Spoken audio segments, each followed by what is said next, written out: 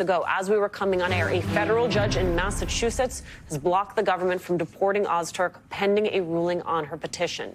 Joining us now, one of the Democrats that signed the letter we just mentioned, Maryland Senator Chris Van Hollen. Senator, thank you for being with us. Let's talk about that video that we all just watched, the tactics ICE agents use on Ozturk, and then for the next 24 hours, her location being unknown even to her own lawyers. Well, Lisa, you're absolutely right. Look, this is a terrifying video. It was obviously terrifying for her, Ms. Ozturk.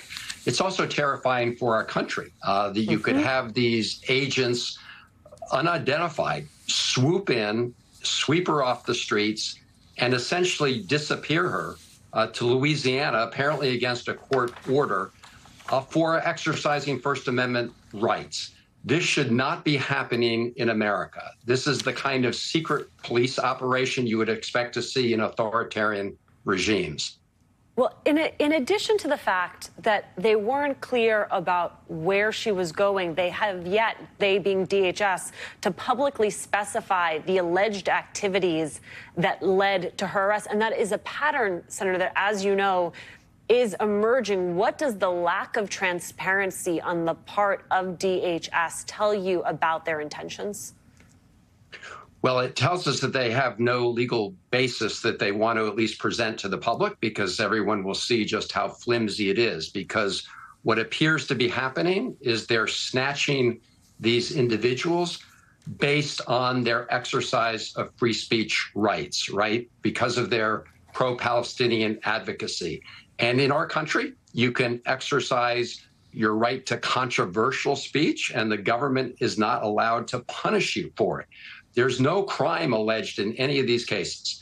It appears to be based simply on what these individuals said, and that is illegal because the First Amendment does protect individuals who are here residing in the United States. Well, let's talk about that, because the New York Times note that some of the tactics that we are watching, they're not particularly new, but what is shifting are the targets: immigrants with valid visas and legal status. The fact that they are testing these theories, Senator, on folks who have one step down from American citizenship. They do have a series of legal protections in this country, and they are not being granted due process. What should that tell us about their intention of applying some of these same concepts, ideas to American citizens?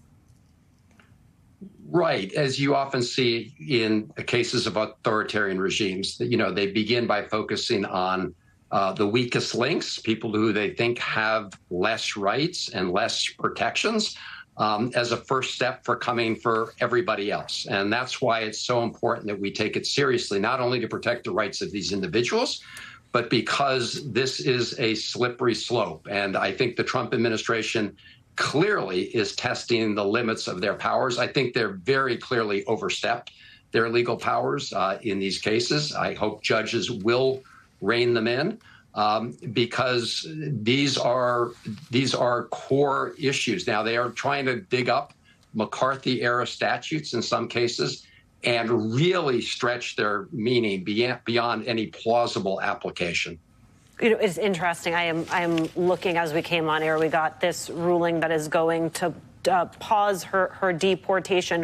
One, the fact that the case law they are referencing is now Mahmoud Khalil tells you just how quickly this is all happening. The fact that it is falling on these judges to be the ones to pump the brakes and actually maintain some semblance of justice in this country. What happens if, in cases like this, as we've seen in the case of Venezuelan nationals who were deported to El Salvador, this administration chooses to defy court orders?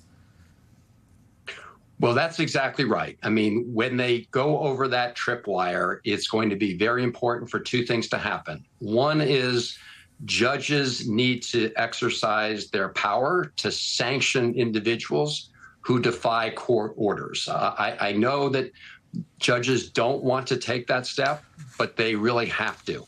And then it is going to be important for members of Congress on a bipartisan basis to stand up and protect the rule of law. Now, I have not seen Republicans doing that to date, right? A lot of them will quietly express concerns about what's happening. but they're still too afraid of a statement or tweet from Donald Trump or Elon Musk. And that is terrifying, because if they can't stand up or won't stand up to protect the law and the Constitution, we are in a very deep, deep hole. We're already there, but we are going to dig ourselves deeper if people don't stand up. It's why I've said today that we have to applaud and stand up for the law firms and the universities and colleges that are standing up to Trump's bullying. And we have to say that those that are caving in are making a huge mistake. It's a short road to tyranny when people start caving into Donald Trump's bullying, illegal bullying. I think sometimes when you talk about the memos, you talk about going after law firms, which I fully agree is huge and critical, and is where we began this show. That can seem so amorphous, and I think part of what makes this story so powerful is that when you see video of government agents showing up on a street and whisking a single individual away and then not being transparent about why they did it, about where it is they are taking her to, there is just something much more immediate about the response. And I wonder, in light of the surfacing of this video, if you have Republican colleagues who have laid eyes on it, who also, I know that they don't want to go out and say this in public, but have expressed any reservation to you about the way in which this administration is acting with impunity? So the short answer is some, privately. I think next week I'm going to directly approach some of my Republican Senate colleagues who have said that they are champions of the First Amendment to work together to make a public statement about this, and we'll see what happens, because you can't claim to be for the First Amendment and then run for cover as soon as it's violated by the Trump administration, which is exactly what's happening. So this is one of those moments, Alicia, and I do intend to test at least some of our Republican colleagues who say they're champions of the First Amendment and free speech. All right, Senator Chris Van Hollen, next week we will be eyes on you to see how those conversations go. Thank you for taking the time. When we return, no firings, no resignation.